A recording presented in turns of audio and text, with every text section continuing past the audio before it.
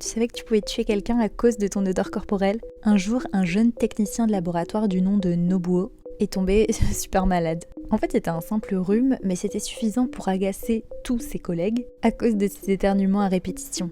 Par conséquent, ces derniers ont carrément fini par aller lui demander de prendre un médicament. Se trouvant dans un des bureaux de l'immeuble, je vous rappelle, on est dans un laboratoire, donc des médicaments, il n'y a que ça. Bon, se sentant un petit peu obligé, Nobuo a fini par accepter de se prendre un médicament. Mais petit problème, une fois arrivé dans le bureau, il s'est trompé et a pris le mauvais médicament. Il était loin de le savoir à ce moment-là, mais en fait, les conséquences de son geste vont être complètement dramatiques. Après avoir ingurgité le médicament, Nobuo en a profité pour faire une petite sieste, mais à son réveil, alors qu'il s'est levé, il est tombé sur la dame de l'accueil complètement inconsciente. Forcément, de suite, il a été choqué, il s'est tout de suite inquiété, il s'est mis à crier à l'aide, mais absolument personne n'est venu à son secours. Et la raison est assez simple, en fait, ils étaient tous dans le même état.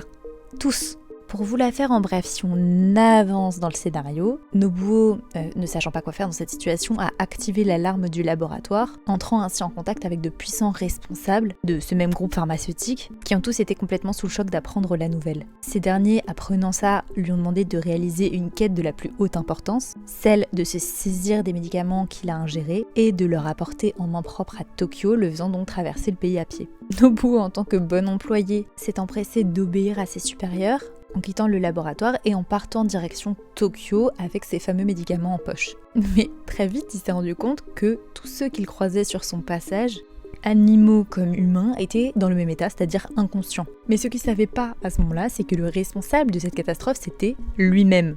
En effet, la pilule ingérée un petit peu plus tôt avait fait sortir de son corps un gaz toxique, invisible à l'œil nu, tuant systématiquement chaque personne qui avait le malheur de croiser son passage. Lorsque les directeurs du laboratoire s'en sont rendus compte, bien plus tard, après qu'il ait buté la moitié du pays, ils ont tout fait pour l'arrêter, sans savoir que Nobuo était bien déterminé à arriver à son but. Bon, arrêtez tout et allez regarder ce court-métrage du nom de Sting Bomb, deuxième segment du film de 1995 intitulé Memories, parce que malgré le fait que le scénario soit un peu dramatique au premier abord, il est hilarant à regarder. Pour info, pour la petite anecdote, il est basé sur une histoire vraie, celle de Gloria Ramirez, une jeune femme cancéreuse qui a fait s'évanouir ou tomber malade plusieurs médecins suite à son exposition dans les années 90. Bref, en tout cas, si t'es familier avec ce film ou que tu le regardes suite à ma vidéo, n'hésite surtout pas à me faire ton feedback dans les commentaires et surtout à t'abonner pour plus d'histoires.